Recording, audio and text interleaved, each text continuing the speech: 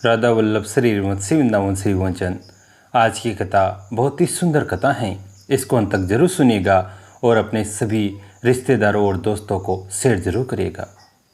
एक बार श्री अद्वैताचार्य, श्री शिवानंद सेन, श्री वासुदेव, श्री मुरारी गुप्त तथा अन्य लगभग 200 भक्तों के साथ श्री हरिदास जी भी श्रीमन महाप्रभु के दर्शन के लिए श्री जगन्नाथपुरी आए।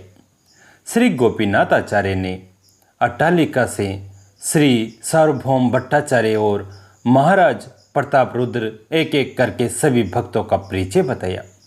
इस प्रकार भक्तों का परिचय बताते बताते श्री हरिदास जी की ओर संकेत करते हुए कहा, उन्हें देखो, वे जगत को पवित्र करने वाले श्री हरिदास ठाकुर हैं। सभी भक्त श्रीमन महाप्रभु के दर्शन के लिए श्री काशी मिश्र के भवन की ओर चल पड़े, किंतु मार्ग में ही उन सबको श्रीमन महाप्रभु की भेंट हो गई। सभी भक्तों से मिलकर श्रीमन महाप्रभु को बहुत उल्लास हुआ। श्रीमन महाप्रभु ने सभी से कुशल क्षेम पूछा तथा श्री हरिदास जी को न देखकर महाप्रभु ने पूछा, हरिदास कहाँ हैं? श्री हरिदास ठाकुर तो वहाँ तक भी नहीं आए जहाँ प्रभु मार्ग में वैष्णव से मिले थे, बल्कि दूर से ही प्रभु का दर्शन करके वे उसी राजपथ के एक किनारे पर दंडवत होकर पड़े रह गए थे। अब प्रभु के पूछने पर सभी भक्त लोग दौड़कर हरिदास जी को बुलाने के लिए वहीं पहुंच गए तथा उन्होंने कहा, हरिदास, महाप्रभु तुमसे मिलना चाहते हैं, चलो जल्दी से उनके पास चलो। श्री हरिदास जी ने कहा, मैं नीच जाति का होने के कारण अस्पर्श हूँ। श्री जगन्नाथ मंदिर के निकट राजमार्ग पर जाने का मेरा अधिकार नहीं है, क्योंकि वहाँ राजपथ पर श्री जगन्नाथ देव के सेवकों का आना जाना रहता है। इसलिए एकांत में किसी एक बगीचे में यदि मुझे थोड़ा सा स्थान मिल जाए तो मैं वहीं पर खड़ा रहकर अपना समय व्यतीत कर लूँगा। मेरी ऐसी इच्छा है कि मैं किसी ऐसे स्थान पर पड़ा रहूं जिसे श्री जगन्नाथ के पुजारी सेवक मुझ अस्पर्श से छू न जाए। श्री हरिदास जी के ये वचन भक्तों ने श्रीमन महाप्रभु को जाकर बतलाए। श्रीमन महाप्रभु श्री हरिदास जी के विचार सुनकर बहुत प्रसन्न हुए। उसी समय श्री काशी मिश्र 2 व्यक्तियों के साथ वहां आए तथा उन्होंने श्रीमन महाप्रभु के चरणों की वंदना की। श्री काशी मिश्र ने महाप्रभु के चरणों में निवेदन किया, प्रभु, यदि आपकी आज्ञा हो तो इन वैष्णवों के लिए सब प्रबंध किए जाए। श्रीमन महाप्रभु ने कहा, गोपीनाथ आपके साथ जाकर सभी को रहने का यथा योग्य स्थान दे देगा। हे काशी मिश्र, मेरे इस स्थान के निकट ही जो बगीचा है उसमें एक परम एकांत घर है। वो घर मुझे चाहिए जिससे कि मैं वहाँ एकांत में बैठकर श्री कृष्ण स्मरण कर सकूं। श्री काशी मिश्र ने कहा, प्रभु, सब कुछ आपका है, फिर आप मांगते क्यों हैं? आपकी जो इच्छा हो वही स्थान आप लीजिए। सभी वैष्णवगण श्रीमन महाप्रभु को नमस्कार करके अपने स्थान पर चले गए और श्री गोपीनाथ आचार्य ने सबको यथा योग्य स्थान दे दिया। तदंतर महाप्रभु हरिदास जी से मिलने आए। श्री हरिदास जी उस समय प्रेम पूर्वक नाम संकीर्तन कर रहे थे। श्रीमन महाप्रभु को आते हुए देखकर श्री हरिदास जी ने आगे बढ़कर महाप्रभु के चरणों में गिरकर दंडवत प्रणाम किया तथा महाप्रभु ने उन्हें उठाकर आलिंगन किया। दोनों प्रेमावेश में क्रंदन करने लगे। हरिदास जी ने कहा, प्रभु, आप मुझे स्पर्श मत कीजिए, मैं नीच जाति का अस्पृश्य तथा बहुत ही अधम हूँ। श्रीमन महाप्रभु ने कहा, हरिदास, मैं स्वयं पवित्र होने के लिए तुम्हारा स्पर्श कर रहा हूँ। तुम में जो पवित्र धर्म है वो मुझ में नहीं है। तुम क्षण क्षण में समस्त तीर्थों में स्नान करते हो और क्षण क्षण में तुम यज्ञ तप तथा दान करते हो। तुम निरंतर शास्त्रों का अध्ययन कर रहे हो तथा तुम ब्राह्मणों तथा सन्यासियों की अपेक्षा परम पवित्र हो। श्री चैतन्य महाप्रभु ने शास्त्रों के वचन कहते हुए कहा, जिनकी जीवा के अग्रभाग पर सदैव भगवान का नाम वर्तमान रहता है, वह व्यक्ति शोपच होते हुए भी पूजनीय है। जो आपके नाम का संकीर्तन करते रहते हैं वे ही सदाचारी हैं। उन्होंने सब प्रकार की तपस्याएं कर ली हैं, सब प्रकार के यज्ञ कर लिए हैं, समस्त तीर्थों में स्नान कर लिया है तथा उन्होंने समस्त शास्त्रों और उनके अंगों का अध्ययन कर लिया है।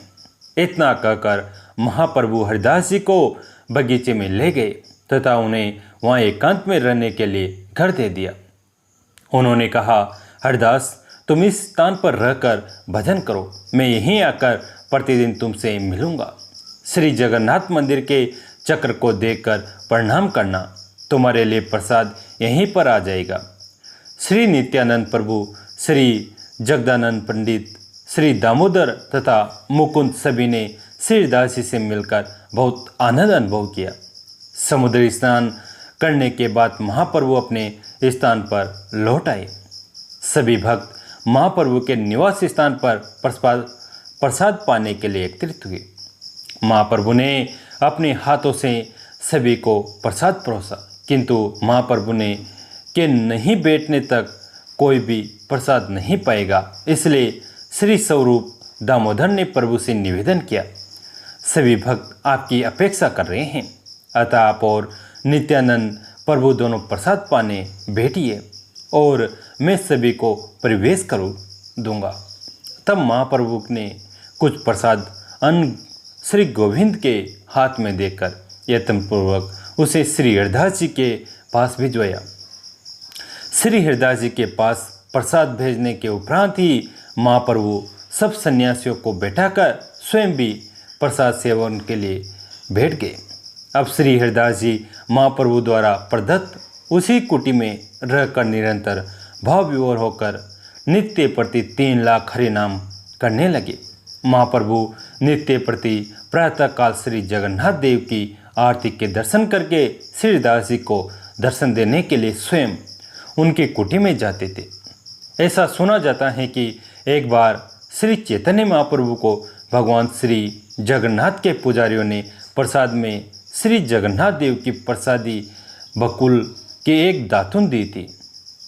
महाप्रभु जब श्री दास जी को दर्शन देने के लिए उनकी कुटिया में गए तो उन्होंने देखा कि हरिदास धूप में ही नहाते बैठे भजन में मगन हो जाते थे।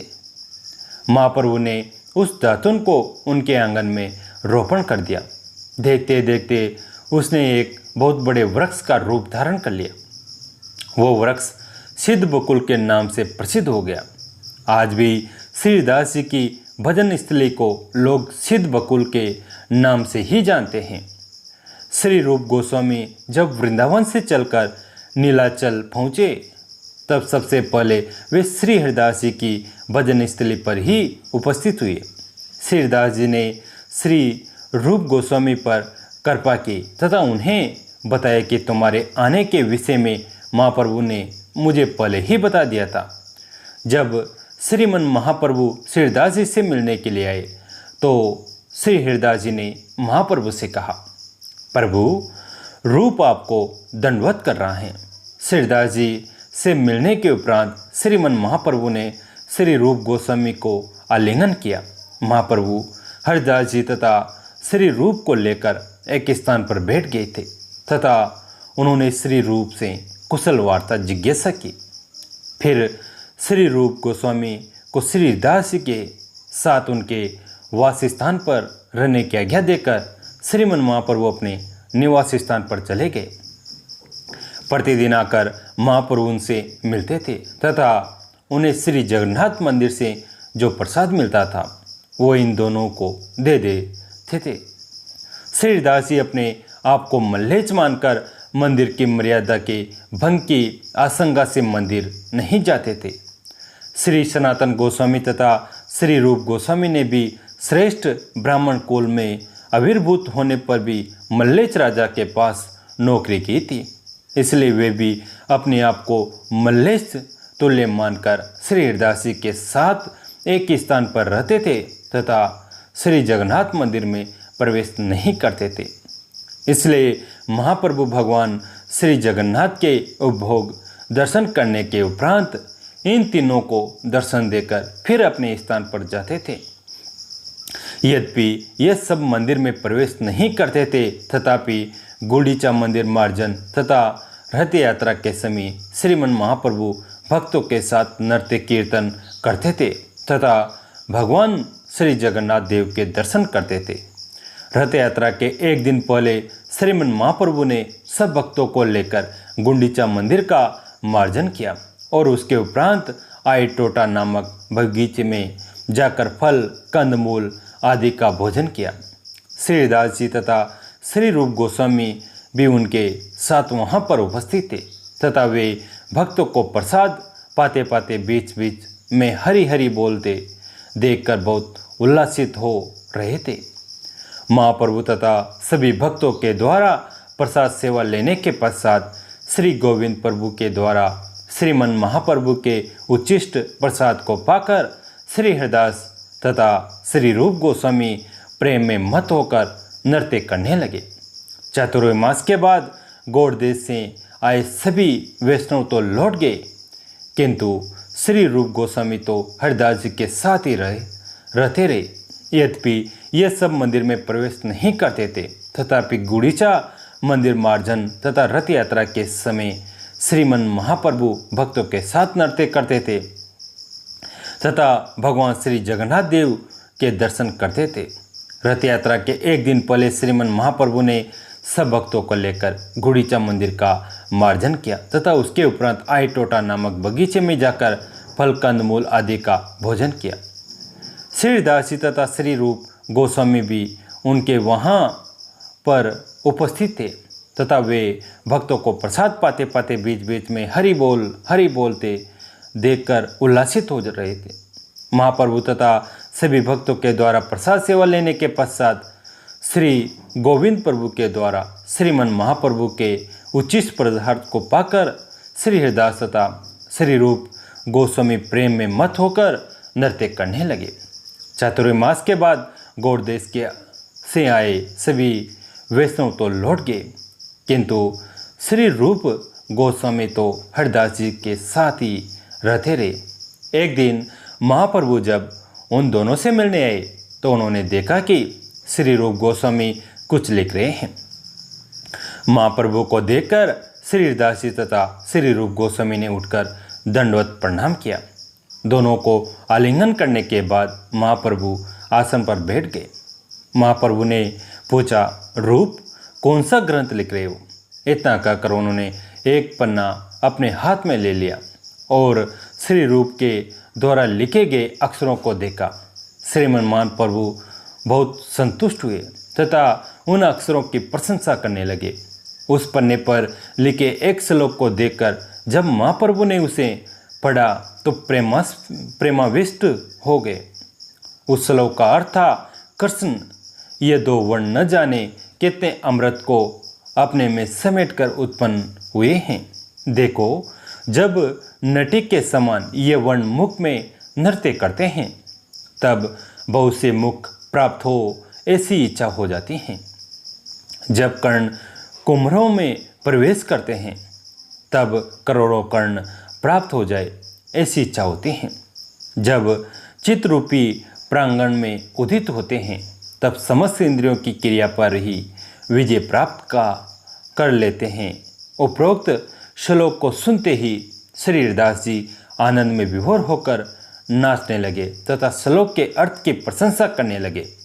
श्री हरिदास जी ने कहा, रूप मैंने श्री कृष्ण का नाम की महिमा को शास्त्रों के द्वारा तथा महापुरुषों द्वारा बहुत सुना है, किंतु इस प्रकार के नाम की महिमा को तो मैंने कहीं भी नहीं सुना है।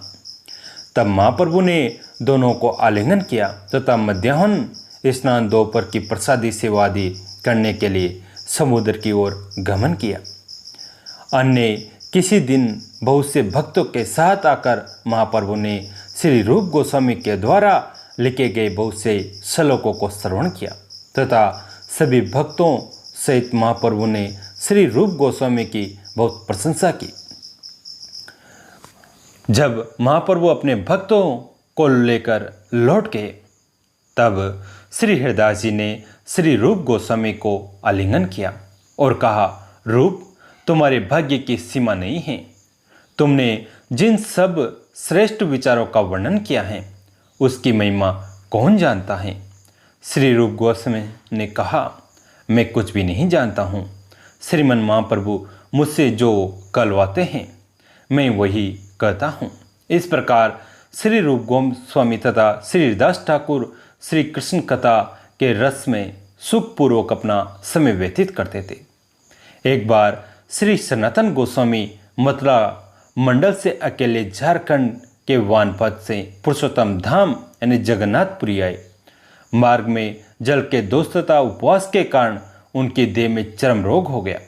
चर्म रोग की यातना तथा अपने आप को श्रीमन महाप्रभु की सेवा में अयोग्य मानकर उन्होंने मन ही मन विचार किया कि श्री जगन्नाथपुरी पहुंचकर रथ यात्रा के समय श्री जगन्नाथ देव के रथ के पहिए के नीचे अपने शरीर का परित्याग कर दूंगा। श्री जगन्नाथपुरी आते आते सबसे पहले उन्हें श्री हरिदास जी के दर्शन हुए। श्री हरिदास जी को देखकर श्री सनातन गोस्वामी ने उनके चरणों की वंदना की तथा श्री हरिदास जी ने भी उनका परिचय जानकर उन्हें आलिंगन प्रदान किया। श्री हरिदास जी ने जब देखा कि श्री सनातन गोस्वामी महाप्रभु के दर्शनों के लिए उत्कंठित हो रहे हैं, तब श्री हरिदास जी ने कहा, प्रभु अभी आने वाले नहीं हैं, अभी आने ही वाले हैं। थोड़ी ही देर में श्रीमन महाप्रभु अपने भक्तों के साथ श्री हरिदास जी से मिलने के लिए उनकी भजन स्थली पर आ पहुँचे। महाप्रभु को देखते ही श्री हरिदास जी तथा श्री सनातन गोस्वामी ने उन्हें साष्टांग दंडवत प्रणाम किया। महाप्रभु ने श्री हरिदास जी को उठाकर उनका आलिंगन किया। श्री हरिदास जी ने कहा, प्रभु सनातन आपको प्रणाम कर रहा है। श्री सनातन गोस्वामी को वहाँ देखकर महाप्रभु के आश्चर्य का ठिकाना न रहा। श्री सनातन गोस्वामी के बार बार मना करने पर भी श्रीमन महाप्रभु ने उनका भी आलिंगन किया। श्रीमन महाप्रभु जब अपने भक्तों को लेकर चबूतरे पर बैठे तब श्री हरिदास जी तथा श्री सनातन गोस्वामी चबूतरे के नीचे बैठ गए। उस समय महाप्रभु तथा सनातन गोस्वामी ने अनेकानेक कथन हुए। महाप्रभु ने श्री सनातन गोस्वामी को आज्ञा देते हुए कहा, बहुत अच्छा हुआ जो तुम यहाँ आए। तुम इसी घर में हरिदास जी के साथ रहो। श्री कृष्ण भक्ति रस के आस्वादन में तुम दोनों परम प्रधान सर्वश्रेष्ठ हो। यही दोनों साथ साथ रहकर श्री कृष्ण रस का आस्वादन करो तथा श्री कृष्ण में कीर्तन करो। श्री सनातन गोस्वामी के मन में बार बार अपने शरीर को महाप्रभु की सेवा के अयोग्य जानकर भगवान के रथ के नीचे प्राण त्यागने का विचार आता। दोस्तों, ये कथा भगवान श्री हरिदास जी की है, उनके जीवन चरित्र की है। इसको अपने दोस्तों के साथ और कम से कम 10 लोगों को शेयर जरूर करिए ताकि हमारे सनातन धर्म का प्रचार हो और श्री हरिदास जी की महिमा का और भी ज़्यादा बखान हो सके।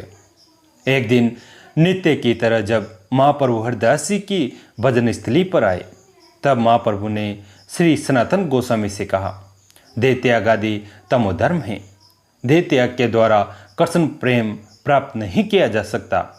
अतएव तुम अपनी इस तमोबुद्धि का त्याग परित्याग करके सदैव श्रवण तथा कीर्तन करो। शीघ्र ही तुम्हें कृष्ण प्रेम धन की प्राप्ति होगी।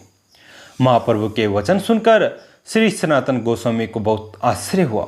तब श्री सनातन गोस्वामी ने मन ही मन विचार किया, श्रीमन महाप्रभु को मेरे शरीर का त्यागने का विचार अच्छा नहीं लगा, इसलिए सर्वज्ञ महाप्रभु मुझे देह त्यागने के लिए निषेध कर रहे हैं। अतः श्री सनातन गोस्वामी ने महाप्रभु से पूछा, मुझे जीवित रहकर आपको क्या लाभ होगा। श्रीमन महाप्रभु ने उनसे कहा, तुमने मुझे आत्मसमर्पण किया है, अतएव अब तुम्हारी देह मेरा धन है। तुम मेरी वस्तु को नष्ट क्यों करना चाहते हो? क्या तुम धर्म तथा अधर्म का विचार करने में असमर्थ हो? तुम्हारा शरीर मेरा प्रधान साधन है, तुम्हारे इस शरीर के द्वारा मैं बहुत से कार्य संपन्न करवाऊंगा। मैं तुम्हारे माध्यम से ही भक्ति तथा कृष्ण प्रेम के तत्व वैष्णव के करते तथा वैष्णव आचार लुप्त तीर्थों का उद्धार तथा वैराग्य आदि की शिक्षा को अपने प्रिय स्थान मथुरा वृंदावन में करवाऊंगा। मैं अपनी माता की आज्ञा से यहाँ नीलाचल में वास कर रहा हूँ, इसलिए मैं वहाँ जाकर धर्म की शिक्षा नहीं दे सकता। मैं अपने इन समस्त कार्यों को तुम्हारी देह के द्वारा संपन्न कराना चाहता हूँ और तुम हो कि अपनी इस देह को त्याग करना चाहते हो। बताओ मैं कैसे इसे सहन करूं। महाप्रभु श्री हरिदास जी से कहने लगे, हरिदास सुनो, ये सनातन पराय धन को नष्ट करना चाहता है। दूसरे की अमानती धन अथवा वस्तु को कोई भी नहीं खाता बिगाड़ता।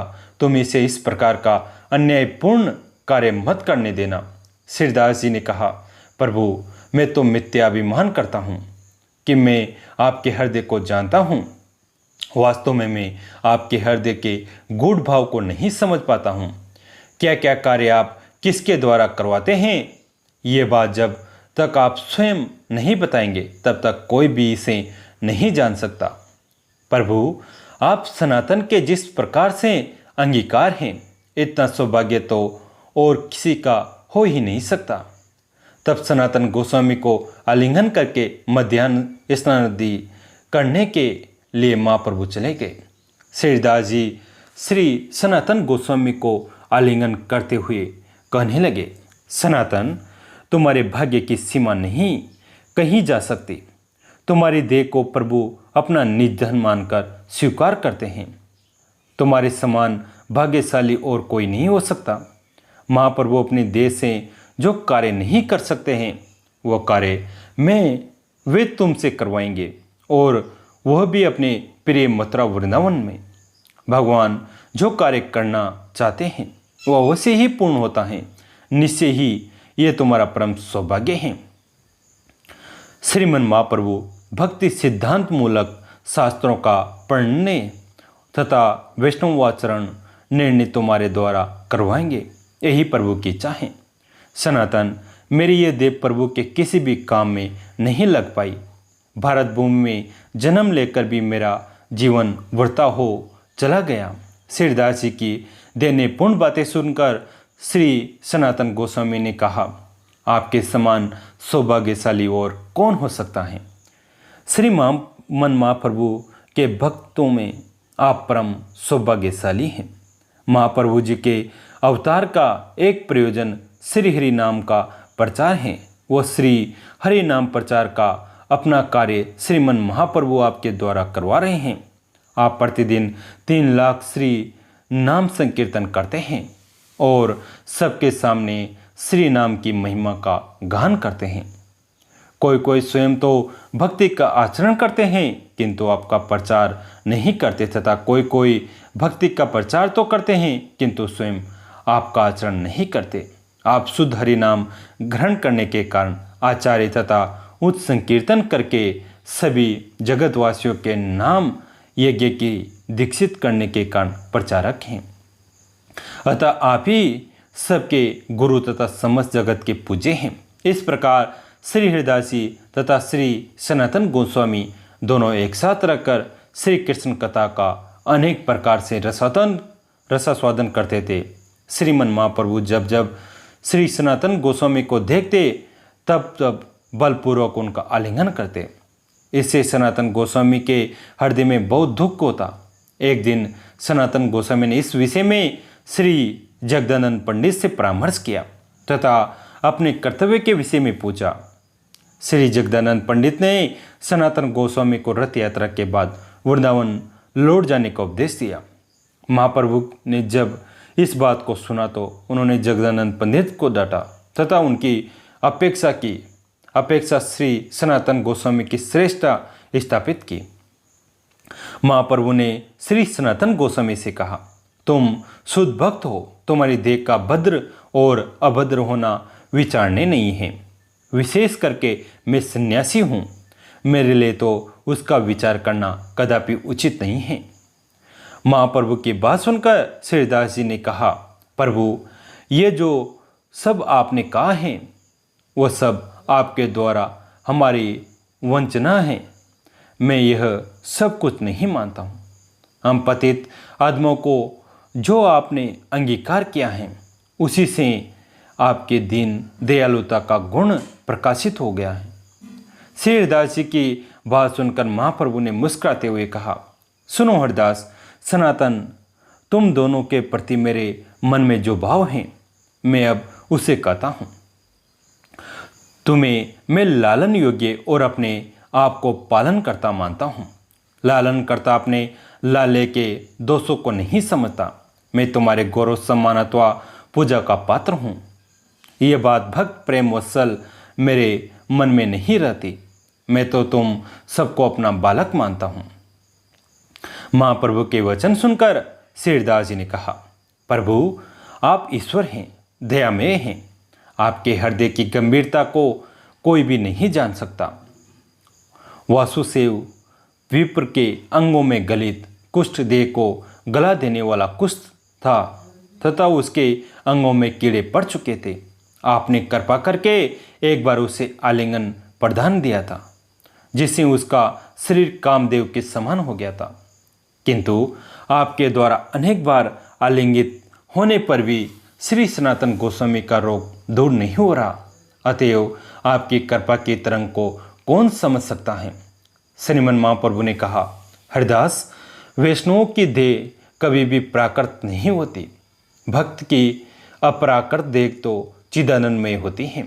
दीक्षा के समय भक्त गुरुदेव के माध्यम से भगवान के चरण कमलों में आत्मसमर्पण करता है।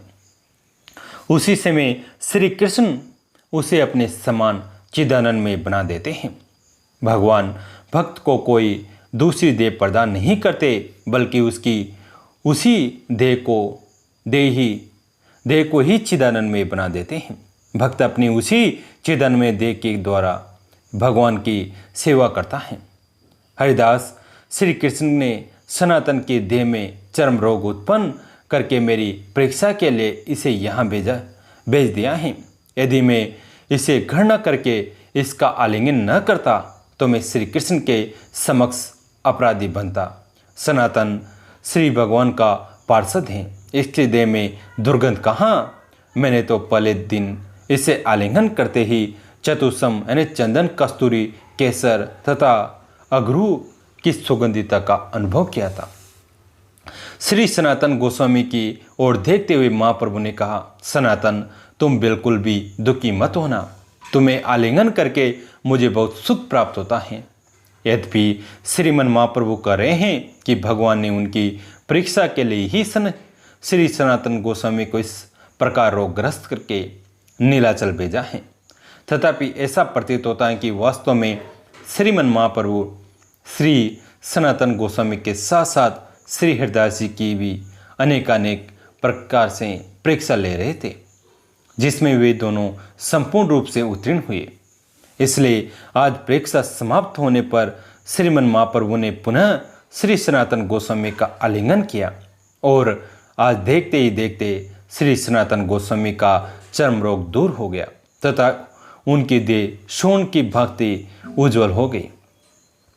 महाप्रभु की ये लीला देखकर श्री हरिदास जी चरमकृत हो उठे और प्रभु से कहने लगे, प्रभु, ये सब आपकी लीला है।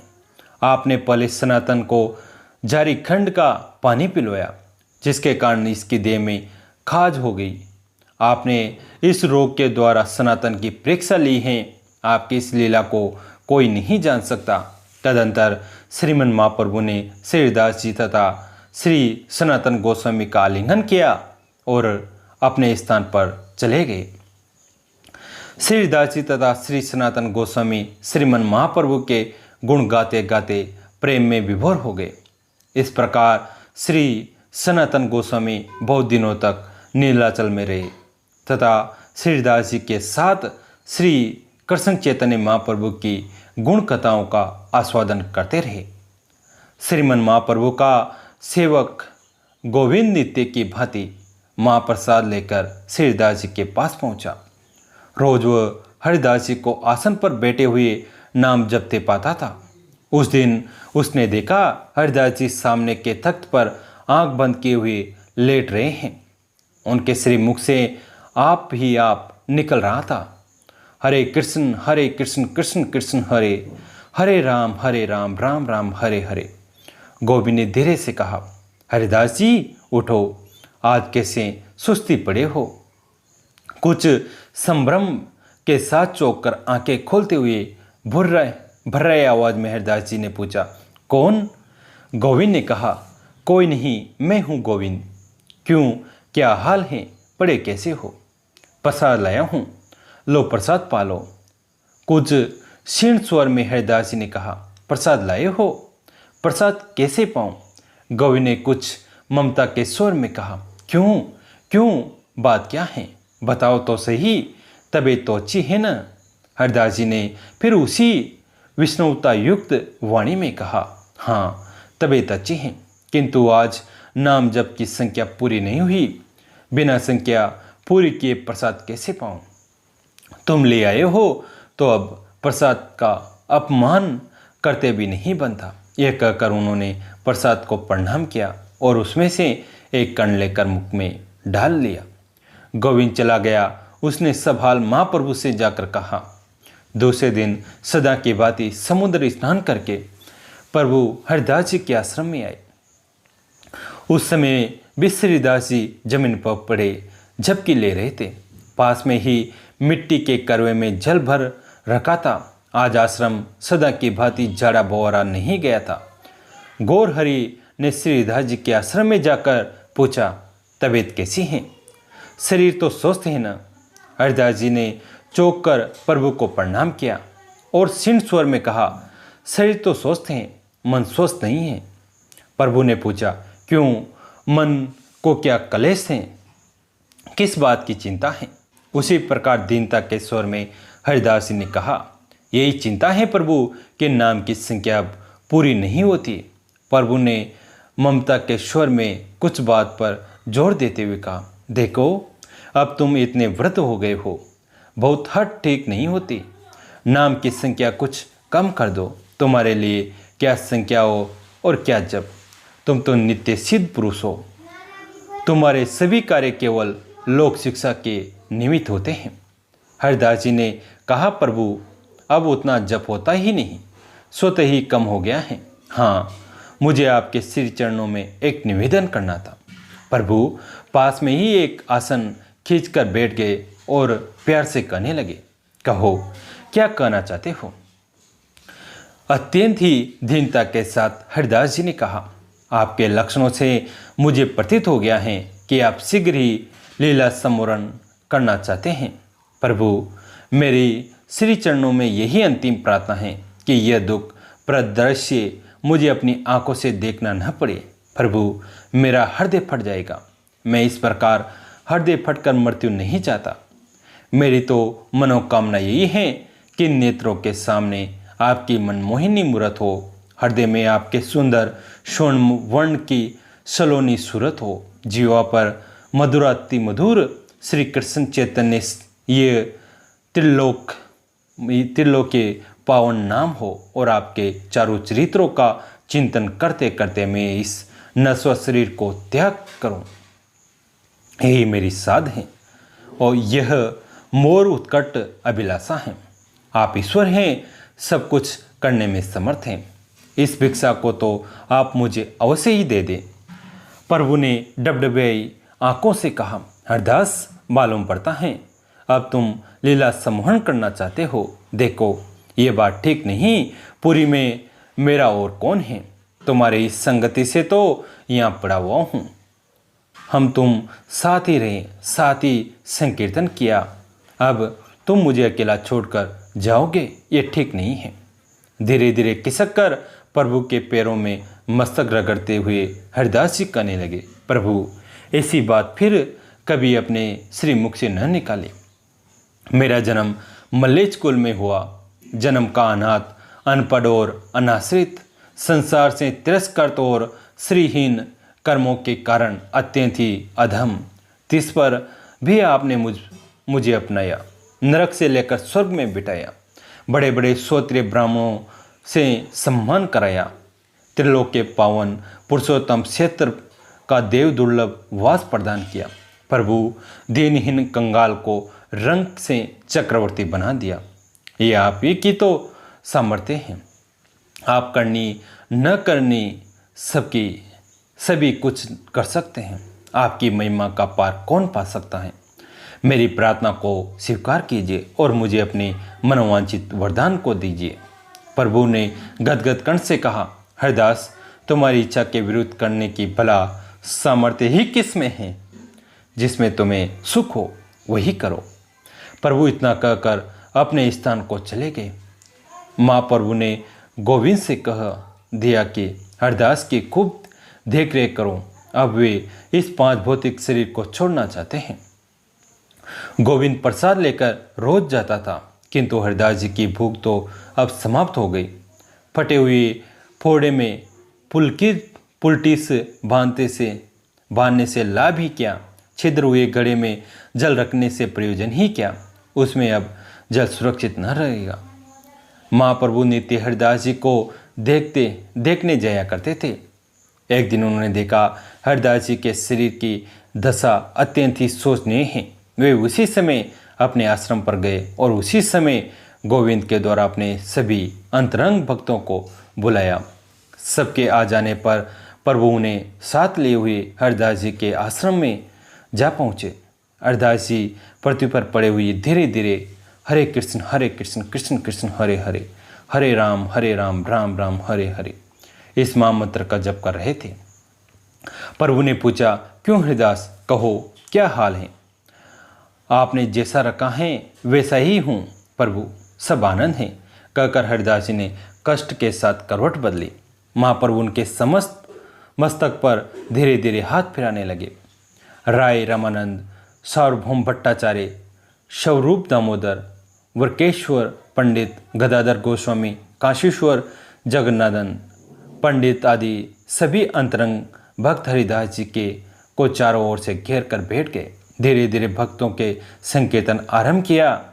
भट्टाचार्य जोश में आकर उठ खड़े हुए और जोरों से नृत्य करने लगे। अभी तो सभी भक्त उठकर और हरिदास जी को घेर कर जोरों के साथ गाने बजाने और नाचने लगे। संकीर्तन की कर्ण प्रिय ध्वनि सुनकर सैकड़ों आदमी वहां एकत्रित हो गए। कुर्सन के अंतरन प्रभु ने संकीर्तन बंद करा दिया।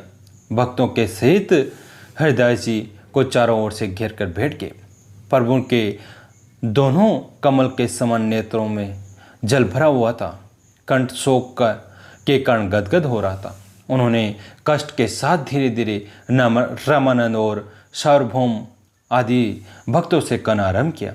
हरिदास जी के भक्ति भाव का बखान सहस्त्र मुख वाले शेषनाग जी भी अनंत वर्षों में नहीं कर सकते।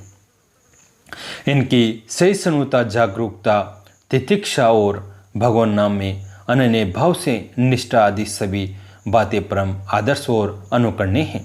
इनका जैसा वैराग्य था वैसा सभी मनुष्य में नहीं हो सकता। कोटि कोटि पुरुषों में कहीं खोजने से किसी में मिल सके तो मिले, नहीं तो इन्होंने अपना आचरण असंभव सा ही बना लिया था। यह कहकर प्रभु बेतों की घटना, नाग की घटना तथा इनके संबंध की ओर प्रलोभन संबंधी देवी घटनाओं का वर्णन करने लगे। सभी भक्त इनके अनुभव में गुणों को सुनकर इनके पैरों की धूलि को मस्तक पर मलने लगे। उसी समय बड़े कष्ट थे। हरिदास जी ने प्रभु को सामने आने का संकेत किया। भक्तवत्सल चैतन्य उन महापुरुषों के सामने बैठ गए। अब तक उनकी आंखें बंद थी। अब उन्होंने दोनों आंखों को खोल लिया और बिना पलक मारे अनिमेष भाव से वे प्रभु के श्रीमुख की ओर निहारने लगे। मानो वे अपने दोनों बड़े बड़े नेत्रों द्वारा महाप्रभु के मनोहर मुखारविंद के मकरंद का तन्मयता के साथ पान कर रहे हो। उनकी दृष्टि महाप्रभु के श्रीमुख की ओर से क्षण भर को भी इधर उधर हटती नहीं थी। सभी मौन थे। चारों ओर निर्भरता और स्तब्धता छाई हुई थी।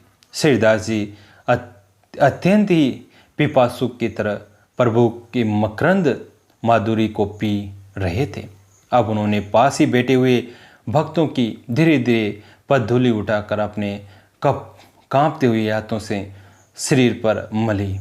उनकी दोनों आंखों के कोरों में से आंसुओं के बूंदें निकल निकल कर पृथ्वी में विलीन होती जाती थी, मानो वे नीच के लोक में हरिदास विजयोत्सव का संबोध देने जा रही हो।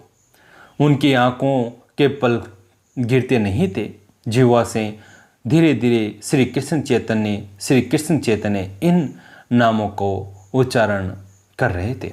देखते देखते उनके प्राण फकेरू इस जीर्ण शीर्ण कलेवर को परित्याग करके न जाने किस लोक की ओर चले गए। उनकी आंखें खुली की खुली ही रह गई। उनके पलक फिर गिरे नहीं।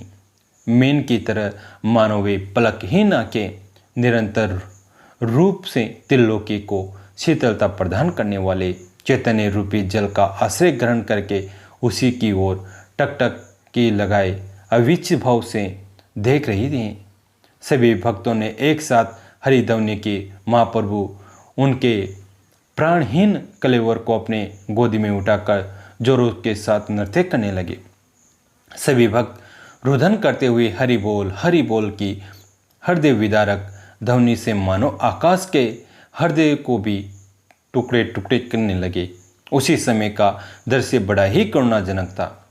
जहाँ श्री चैतन्य हरिदास के प्राणहीन शरीर को गोदी में लेकर रोते रोते नृत्य कर रहे हो, वहाँ अन्य भक्तों की क्या दशा हुई होगी, इसका पाठक ही अनुमान लगा सकता है। उसका कथन करना ही हमारी शक्ति के भार की बात है। इस प्रकार बड़ी देर तक भक्तों के सहित प्रभु संकीर्तन करते रहे। अनंतर श्री जगन्नाथ जी का प्रसाद वस्त्र मंगाया गया। उसी शरीर को लपेटकर उनका बड़ा भारी विमान बनाया गया।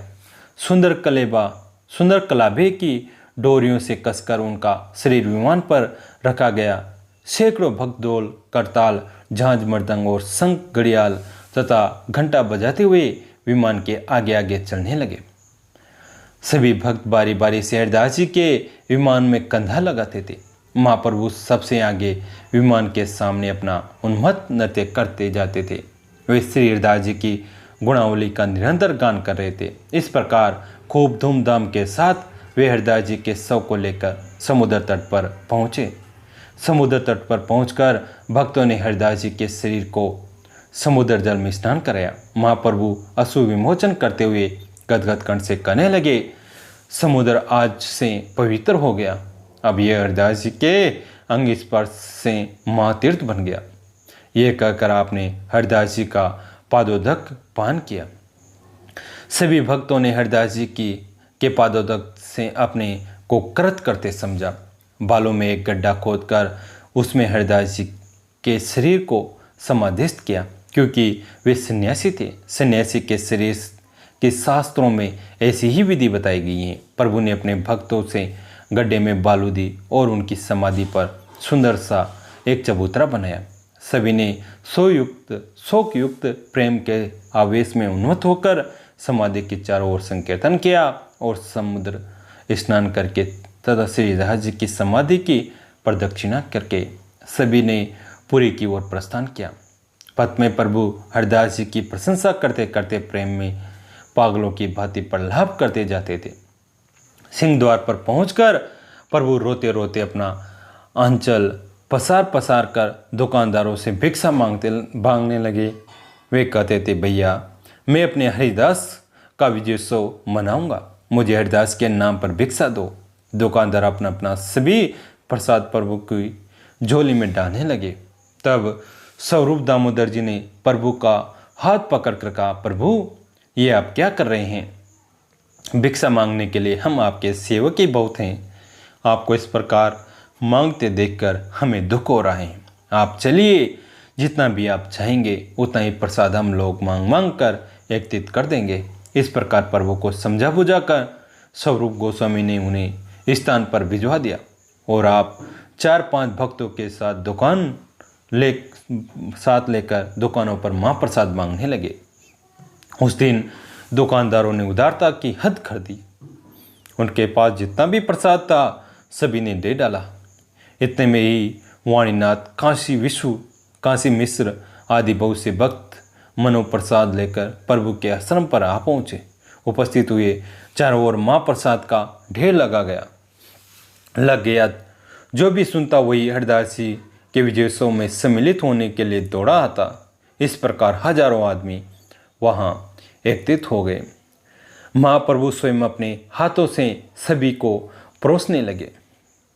महाप्रभु का परोसना विचित्र तो होता ही था। एक एक पत्तल पर 4-4, 5-5 आदमियों के योग्य भोजन और तारीफ की बात यह कि लोग सभी को खा जाते थे।